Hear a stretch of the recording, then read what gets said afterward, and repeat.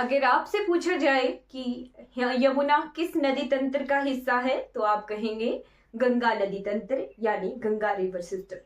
अगर आपसे पूछा जाए यमुना के कुछ ही देर बाद हमें हिमाचल में मिलती है सतलुज नदी, तो आपसे पूछा जाए कि सतलुज किस नदी तंत्र का भाग है तो आप थोड़े कंफ्यूज हो जाओगे, क्योंकि यमुना के थोड़े से ही दूरी पर हमें सतलुज नदी मिल जाती है। फिर उसके बाद पूछा जाए कि ब्यास किस नदी तंत्र का भाग है तो आप फिर से कंफ्यूज हो जाओगे।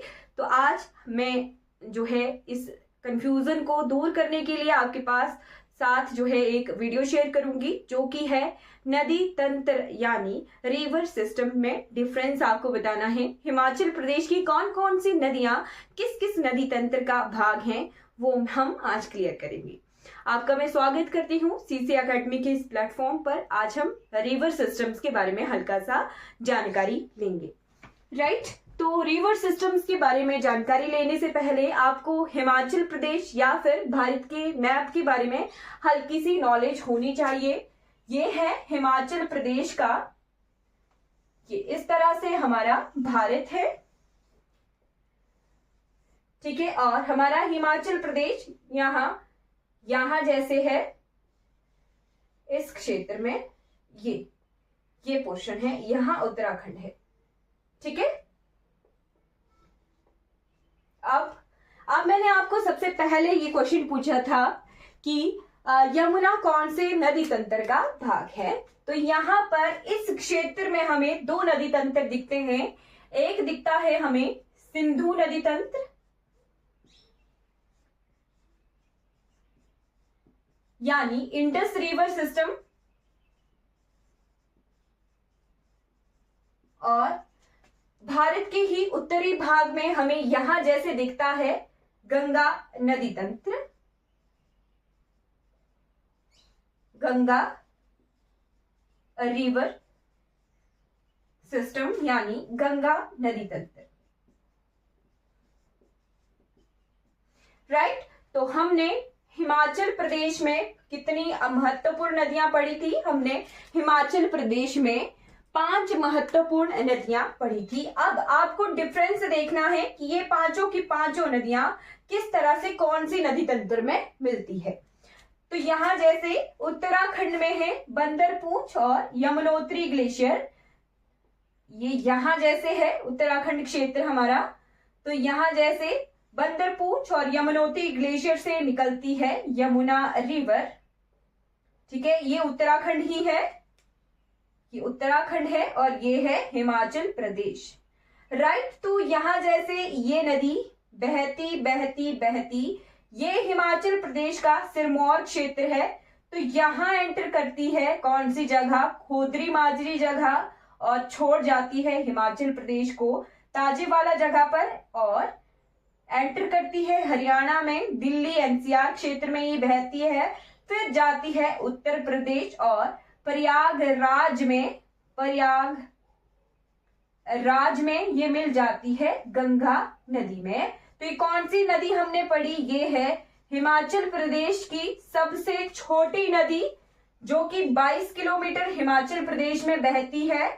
सिर्फ और सिर्फ ये पोर्शन बोल रही हूं मैं, यहां पर 22 किलोमीटर ये हिमाचल प्रदेश, उत्तराखंड और उत्तर प्रदेश इन तीनों बॉर्डर पर बहती है 22 किलोमीटर, और यहाँ पर ये छोड़कर जाती है हरियाणा में, ये एंटर करती है। राइट, फिर उसके बाद दूसरी महत्वपूर्ण नदी है हमारे पास, कौन सी नदी? ये है तिब्बत, और ये कौन सी झील है? मान सरोवर। राक्षस ताल, दो जगहें आप नोट कर सकते हो, बहुत इंपॉर्टेंट है। यहां से 322 किलोमीटर बहती हुई सतलुज नदी हिमाचल प्रदेश में एंटर करती है। कहां पर? शिपकिला दर्रे पर। कौन से दर्रे पर? शिपकिला। बहुत इंपॉर्टेंट क्वेश्चन है, एग्जाम में कई बार आ जाता है। शिपकिला दर्रे पर हिमाचल प्रदेश में एंटर करती है। कौन सी जिले में? किन्नौर में। ये भी क्वेश्चन आता है कि कौन से जिले में एंटर करती है? किन्नौर। शिमला कुल्लू के बॉर्डर पर बहती है, शिमला मंडी के बॉर्डर पर बहती है। फिर सोलन मंडी के बॉर्डर पर बहती हुई बिलासपुर में इस पर है। बहुत हिमाचल प्रदेश की सबसे बड़ी आर्टिफिशियल यानी कृत्रिम झील, और बिलासपुर में बहने के बाद भाखड़ा बांध में ये हिमाचल प्रदेश को छोड़कर एंटर करती है। कहां पर? पंजाब में। ये पंजाब क्षेत्र है, पंजाब में ये एंटर करके इस तरह से भारत को छोड़ के कौन से देश जाती है? तो ये जाती है पाकिस्तान। राइट। अब तीसरी इंपॉर्टेंट रिवर आप देखिएगा, तीसरी है बहुत इंपॉर्टेंट रिवर जो कि बहुत हाईलाइटेड रही है। कौन सी रिवर? रोहतांग दर्रे पे है भृगुतुंग, जिसे कहते हैं ब्यास कुंड। और ये दो तीन जगहें हैं जहां से पानी लेती हुई ये रिवर कुल्लू, कुल्लू के बाद बहती है मंडी, मंडी के बाद हमीरपुर बिलासपुर के बॉर्डर पर बहती हुई जाती है ये कांगड़ा, कांगड़ा में ये इस पर है 42 किलोमीटर लंबा पौंग बांध, पौंग बांध, और फिर ये मिर्थल में हिमाचल प्रदेश को छोड़कर चली जाती है पंजाब। और पंजाब में ये जगह कौन सी है? ये है हरिके पतन, हरिके पतन, हरिके बैराज भी जिसे कहते हैं, जहां पर ये कौन सी नदी में मिलती है? तो ये मिलती है सतलुज में। ये कौन सी नदी थी? ये थी ब्यास। और ये कौन सी नदी है? ये है सतलुज।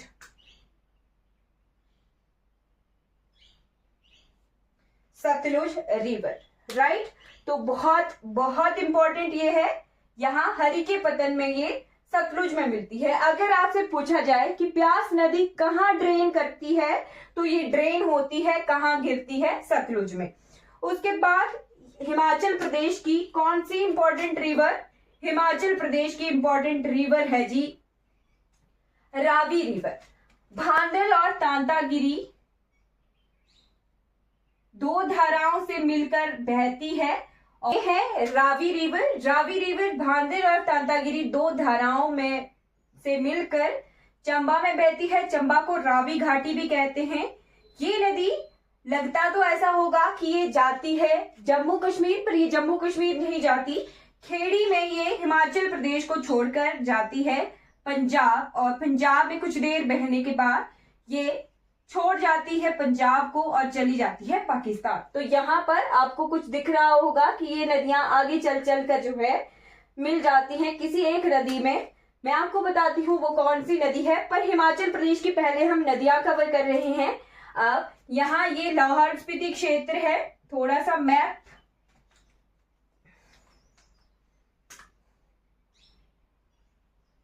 ये, ठीक।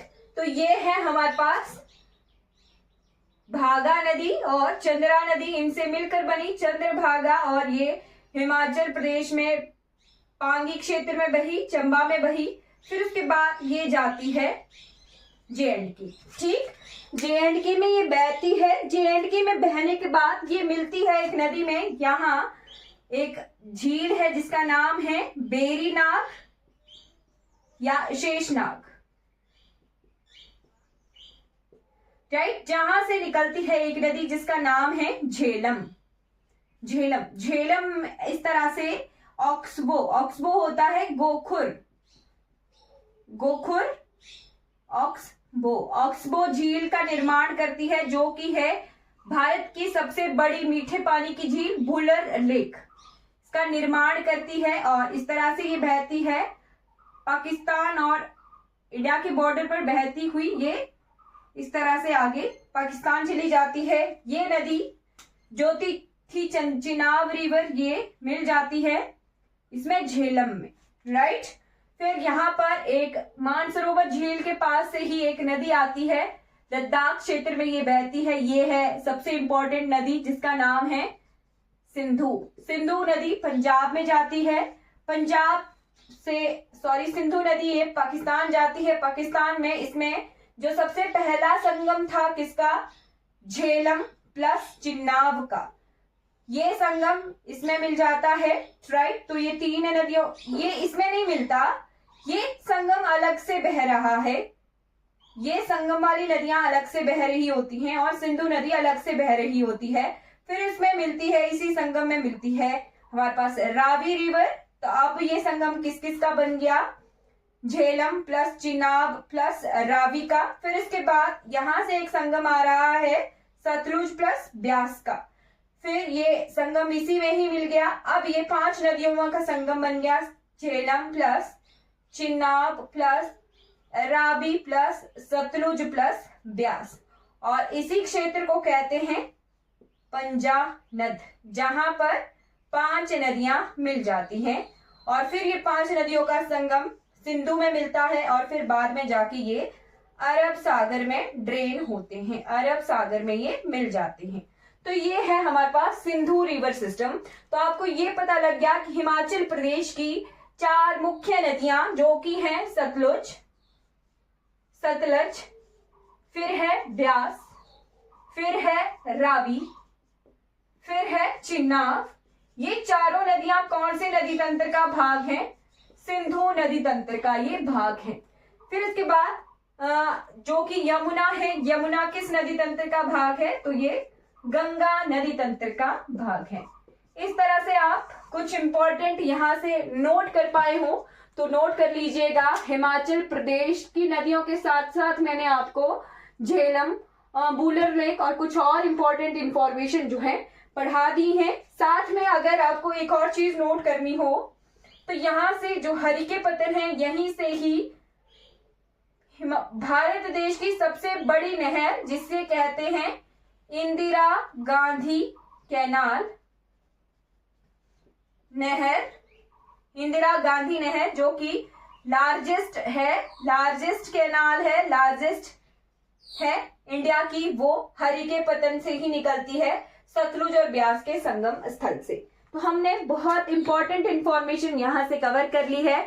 2 मुख्य नदी तंत्रों के बारे में हमने इंफॉर्मेशन गैदर की। आई होप आपको ये इंफॉर्मेशन अच्छी लगी हो तो लाइक, शेयर और सब्सक्राइब जरूर कीजिएगा। Thank you so much for watching this video.